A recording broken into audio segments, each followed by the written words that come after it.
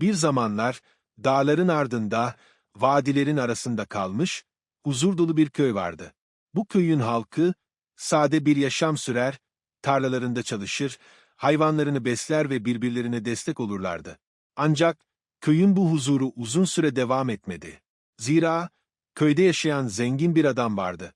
Bu adamın ismi Rüstem'di. Ancak köy halkı ona korkudan Büyük Bey diye hitap ederdi. Rüstem Bey, köydeki en büyük araziye, en güzel atlara ve en çok mala sahipti. Serveti o kadar büyüktü ki, çevre köylerde bile onun zenginliği dilden dile dolaşırdı. Ancak, Rüstem Bey'in yüreği serveti kadar büyük değildi. Tam aksine, kalbi açgözlülük, kibir ve zalimlikle doluydu. Köydeki diğer insanlardan farklı olarak, Rüstem Bey gücünü iyilik için kullanmak yerine, zayıfları ezmek, onları kölesi yapmak için kullanırdı. Köylüler onun baskısından korkar, kimse ona karşı çıkmaya cesaret edemezdi. Rüstem Bey, köydeki her şeyi kontrol ederdi. Ekinlerin nasıl yetiştirileceğine, hayvanların nasıl besleneceğine, hatta köylülerin kiminle evleneceğine bile o karar verirdi. Bir gün, Rüstem Bey köydeki genç bir kız olan Elif'i gözüne kestirdi. Elif, köyün en güzel kızlarından biriydi, ancak güzelliği kadar cesareti ve onurluluğuyla da tanınırdı. Rüstem Bey, Elif'i kendine eş yapmak istedi. Ancak, Elif'in babası olan Ali Ağa, Rüstem Bey'in gerçek yüzünü bildiği için bu evliliğe karşı çıktı. Ali Ağa, köyün en saygıdeğer liderlerinden biriydi. Rüstem Bey, Ali Ağa'nın karşı çıkışını duyar duymaz öfkelendi ve köyde terör estirmeye başladı. Ali Ağa'nın tarlasını ateşe verdi, evini yıktı, hayvanlarını çaldı. Köydeki diğer insanlar, Rüstem Bey'in zulmünden daha fazla korkmaya başladılar. Ancak Elif ve Ali Ağa, Rüstem Bey'e boyun eğmeyi reddetti. Bu olaylar köyde büyük bir korku yaratmıştı.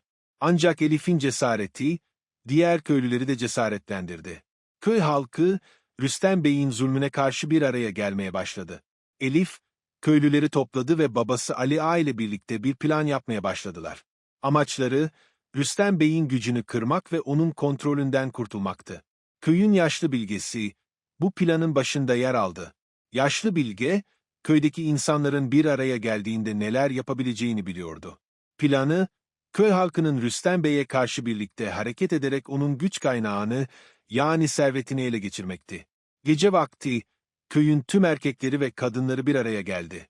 Elif, cesaretle kalabalığın önüne çıktı ve Rüstem Bey'in zulmüne son vermek için herkesin birlik olması gerektiğini söyledi.